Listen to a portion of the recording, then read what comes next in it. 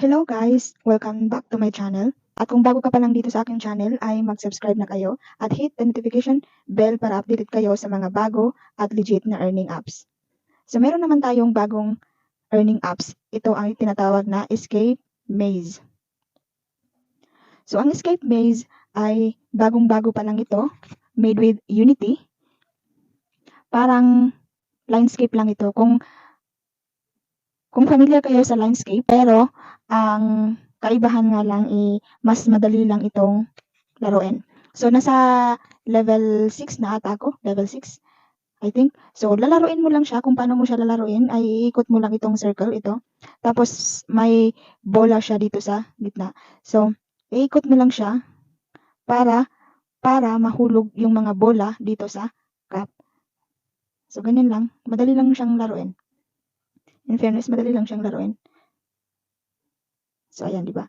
Hindi na kailangan umabot yung bola mo sa 40. 15 pa yung bola. So kailangan mo siyang ipadamihin pa times 2.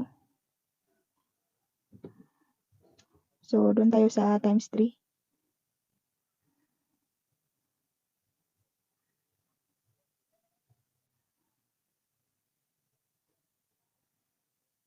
Okay, 60 na siya. So nasa 60 na siya, ma-unlock na natin yung chain. Ayun. So na-unlock na siya. So doon So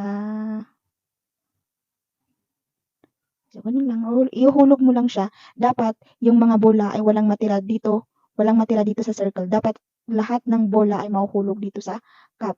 Ganun lang siya kadali. Makaka-earn ka na dito ng green money. So receive natin. So every receive natin, manonood tayo ng ads. So hintayin lang natin. Okay, close natin. Okay. So nadagdagan yung green money natin dito. So ganun lang siya kadaling mag-ipon ng green money.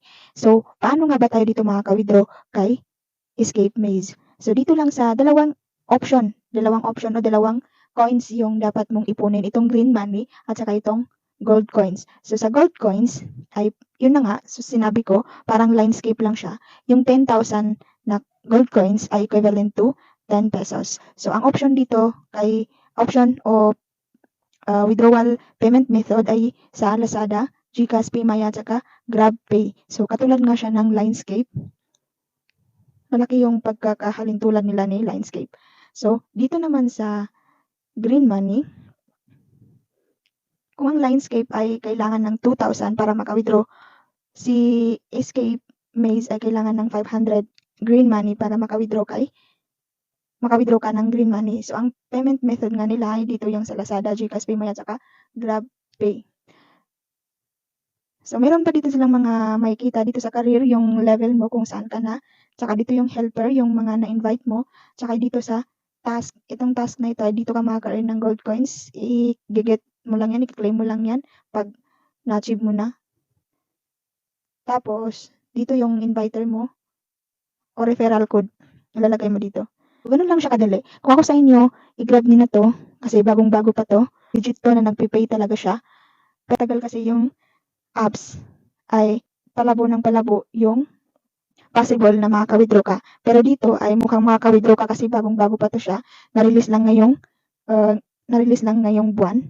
So, i-grab din na para if legit o if no need invite na talaga siya para maka-withdraw ka ng green money, hindi katulad ni Linescape Crush Saga na kailangan mo ng inviter o helper para maka-withdraw. Ay baka itong si Escape Maze ay hindi na kailangan ng inviter para maka-withdraw. So, i-update ko lang kayo kung makaka-withdraw talaga tayo dito nang walang invite. Full tayong makaka-withdraw dito. So, mag-update lang ako dito pag na-reach ko na yung 500. So, kung gusto nyo palang laruin ang apps na ito ay nasa description yung link. Ilalagay ko na lang sa description yung link.